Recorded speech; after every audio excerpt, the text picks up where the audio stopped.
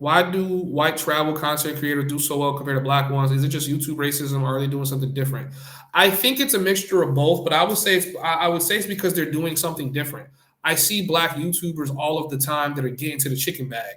They're making six figures a month off of content.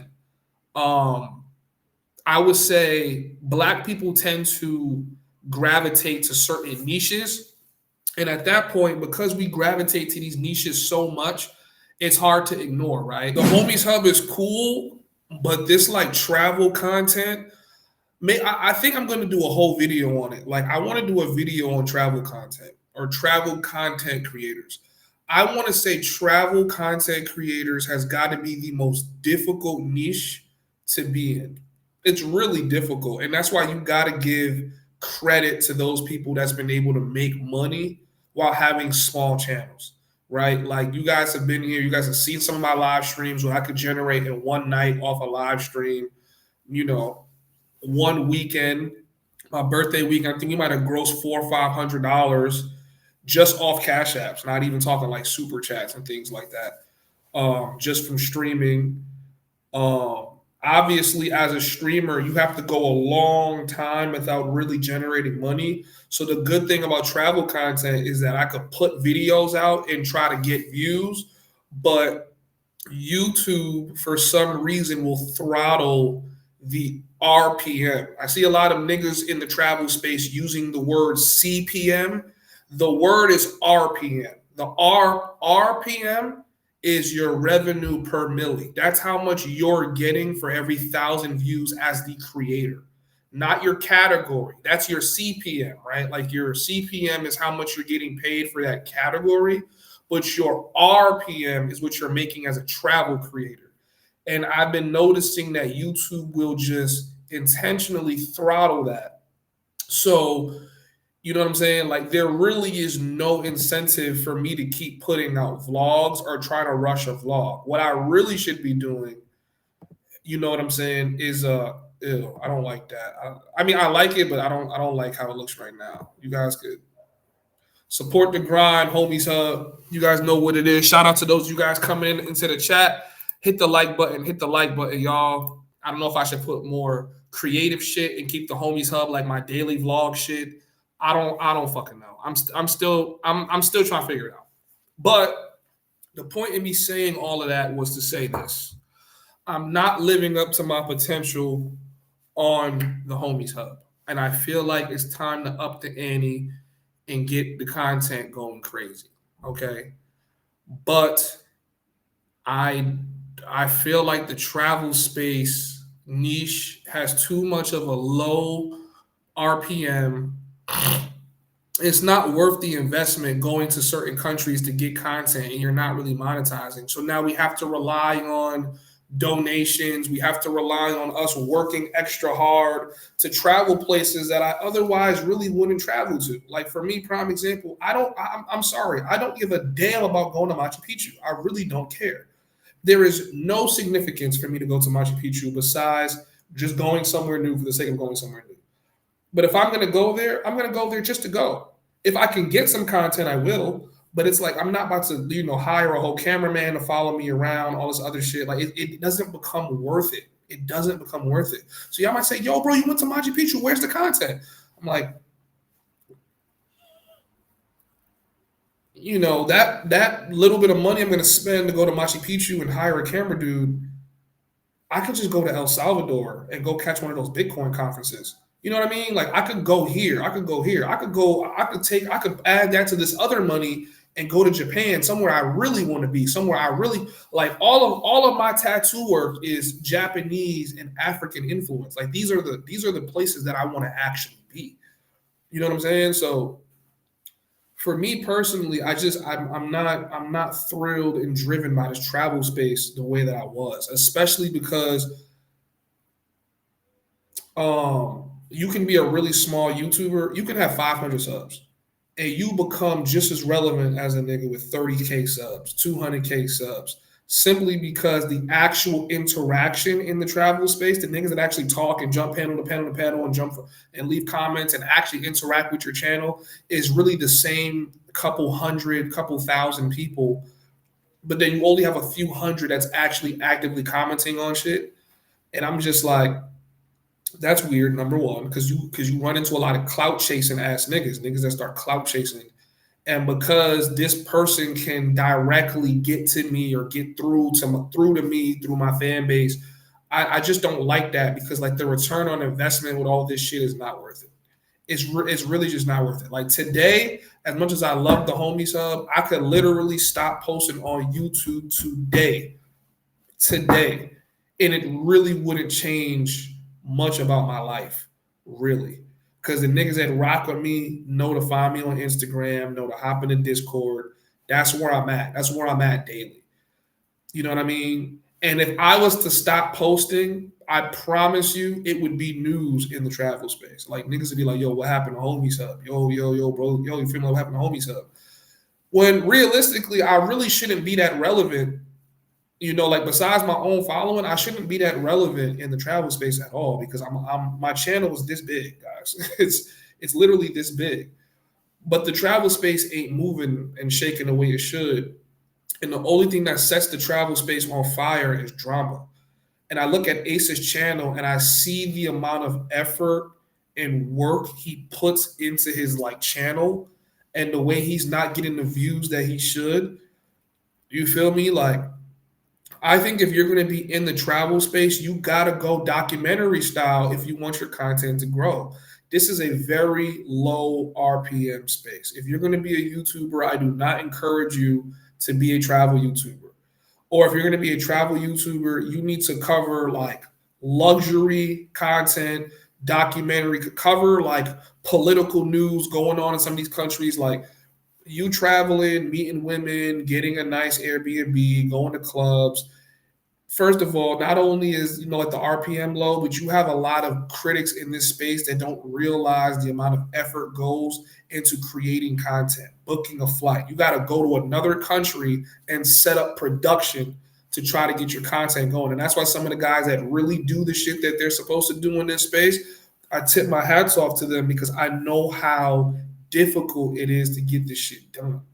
So I was doing this in Cartagena. The first time I came to Cartagena, I was filming with my professional camera. I was outside taking those risks, shooting with my professional camera, taking those risks, doing all of those things. At that time, I didn't really know how to make content, but I did get some really good content.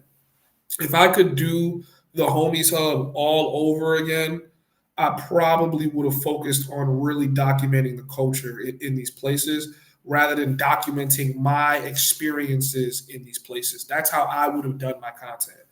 And I say that because eventually a lot of these travel YouTube channels, they're going to fall off, right?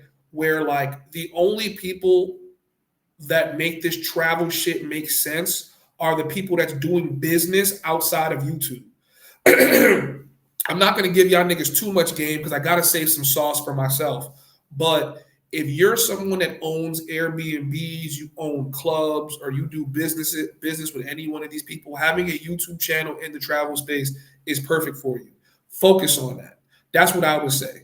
Don't hop on these live panels trying to make yourself relevant, because even though you do get the eyeballs, what is it worth now? You see what I'm saying? Like I'm getting trolls at such a smaller, like I shouldn't have trolls on my channel the way I have them until I'm already at like 10, 15K subs. I was getting trolls on my channel at like 1,000 subs.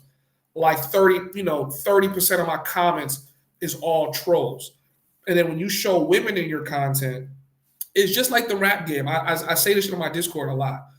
When you're a travel YouTuber, you are the new rapper in the industry. They see you with the women, they see you with the lifestyle. Niggas feel like they gotta hate on you. We all damn near smashing the same holes. We all damn. I was watching niggas live streams out there in Medellin. I'm like, nigga, we're all sharing the same bitches. You know what I'm saying? Like that. That's just what's going on there. None of this shit is new, right? It's your first time experience. Same thing for me. None of this shit is new. There's niggas that's been coming to Medellin since 2017. But when I came to Medellin, it was new for me. It was special to me. Cool. I'm having these kinds of experiences. I feel like I'm getting good content. I feel like I'm teaching you guys the ins and outs of dealing with women. I'm showing you guys in real time, like what it is to deal with women and shit like that. And I put a lot of that was on live stream. A lot of you guys have been watching my channel since like the beginning when I first got monetized. You guys will see me and women is like white on rice. Me and women is like chicken and rice. Me and women is like peanut butter and jelly. It doesn't matter what continent, what planet, what universe you put me in. I'm gonna get hoes. That's just what it is. And I'm gonna get it on video. I'm gonna show you natural interaction. What does that do for me besides make it more difficult for me to date when women find my channel? Now they're looking at all these women like, we're like, damn, my nigga, you have so much. I got one girl hit me here in Peru. She's like, damn, you was having fun out there in Colombia. I'm like, shit, damn. Number one. Number two, if my clients end up finding my channel, right? Some of my clients like to do extra hard research. Who is this Mosa nigga, right? And they start doing extra hard research and then start finding my like YouTube. Not that I care. I don't. If you gonna stop doing business with me because of what I'm doing on YouTube, you need to get your shit together anyway. But it's just like, I'm like, yo, bro, this shit is not worth it, bro. It's not worth it. And eventually, I see why when the travel YouTubers get bigger, they stop putting women in their content because it doesn't really benefit you long term. So if you're planning on becoming a YouTuber, honestly, don't put the personal aspects of this shit on your channel. I understand, yes, I do get the pat on the back. Good job, Mosa. We see that you out there getting hoes, XYZ. But am I about to try to make travel YouTube my living when I'm seeing what they do on the Aces channel? You know what I'm saying? When I'm seeing what they do on a bunch of larger dudes' channels, only a few dudes in this space are getting to the money off YouTube. If you want to get to the money in this space, everything that you do that makes money needs to be the primary source of income, and then YouTube is kind of like the marketing side of it. You see what I'm saying? Like, you need to be trying to move like that in this space. That is my recommendation. So even though I will probably still periodically show women because I can't help it, women are just all over me no matter where I go. I want to focus more on creating higher quality content, much higher quality content. Let's talk about the Peruvian food. Let's talk. So this week, and you guys hold me to it. Please hold me to it. This week, I'm going to hit a bunch of restaurants, really nice restaurants, and I want to get really good content. And I want to just record it, show you guys these like Peruvian dishes, talk about the food. I did go to the hood. I had walked through the hood in Peru. Very dangerous, very dirty, very smelly. Just being honest. Not a place I would feel safe walking around with my camera, which limits the amount of content that I can get. You feel me? Even with a DJI, I would have to be careful. So that's what it is. Lima is not the best place for content unless you're going to focus on real touristic-y shit. Medellin, you could go through the hoods. Is it dangerous? Yes. But you can go through the hoods and get content. I'm pretty sure I could do the same thing in Lima. But I'm more familiar with Medellin and what sides of Medellin are dangerous than I am out here in Lima, Peru. At least inside of Medellin, you can live in the hoods and be okay. I don't really know if you would want to live in a hood in Lima, Peru. But anyways, let me read y'all comments. I'm done talking my ass off. Mexico is not dangerous. I'm from Texas. Been going to Mexico since 2005. Go to CDMX. Mexico finna be a quick fade of QB that we are Hong Kong with. I don't think that nigga QB want no problems, nigga. Yo, what up? What up? At the moment, Ecuador's a no-go. It's too dangerous. I'm hearing that from everybody. Ain't no place like Medellin, bro. It's hard. It's hard to get that same feeling, bro. The second they tell me I get my visa, I'm going right back to Medellin. I'm getting 2 light-skinned ass, long black hair paisa bitches, and I'm juggling them like fruit. Like, I'm back, baby. It's a papacito. Yay. He said, yo, what camera is this? I got the Sony A7 II. I was actually going to drop like 3 bands on the Sony A7 AS7 III. I'm happy I didn't. because I wouldn't be able to use it. Y'all would just be looking at me in like extra high quality HD, man. You would see every pore on my face type shit. You know what I'm saying? I hear Nigeria, Nairobi, Kenya, South Africa are dope spots. I think we got to go to all those spots. Bro over here sounding like Floyd Wilds with his plans. In real life, though, what happened to Floyd? Floyd wishes ain't done in jail. Faceless channel is a good idea, bro. You just got to figure out how to automate it. I have one faceless channel I haven't been growing. It's supposed to be like an anime channel. I might have shared it one time on the Homies Hub, but I don't post on that shit, bro. I got like 10 channels. I got like 10 channels, and I really don't post on them like the way I should. But I'm gonna tell you guys, another thing that's gonna make y'all money if you want to do like what I do and work totally remote. Number one, you need to create content. Your content doesn't have to be to grow your own personal brand, but you need to be an expert at creating content. You need to milk the content game. Content drives sales, content drives clicks. Okay? So if you're going to create content, make sure you become good at it so that you know how to do it. Because now what I'm doing is I'm working with marketing agencies and I'm building marketing agencies. And I find that they need someone to create their content for them. Now, this is a very tedious task for me, and it's not really something that I want to sit and be committing 10, 15 hours a week creating somebody's ad video, but I can hire people and I can give them all the design assets to then start multiplying this content. I started playing around with Google VO the other day. Pretty dope. You can create a lot of AI content. I do think AI content will get played out really fast, but if you know how to take the AI content and throw it into an editor and listen, man, I'm giving y'all too much game for free. That's it. If y'all niggas want more information, join the Digital Nomad mentorship. It's now $100 a month. All of my guys that came in at 50 got it. A lot of people underutilize it. Like some of you guys are paying for the mentorship and you're not even booking your meetings with me. I don't know why y'all not doing that. Y'all just giving me free money, but I'm not complaining. But for those of you guys that are booking and you guys aren't like, I promise all of you guys are going to have your own custom built websites by the end of the year if you stay subscribed. And this is another way that I make money in case you guys are wondering. I do sell memberships and mentorships to my community. When's your G day? In March, bro. It passed already. Birthday passed a couple months ago. Yup. She knew me as king. Yup. Why do white travel content creators do so well compared to black ones? Is it just YouTube racism, or are they doing something different?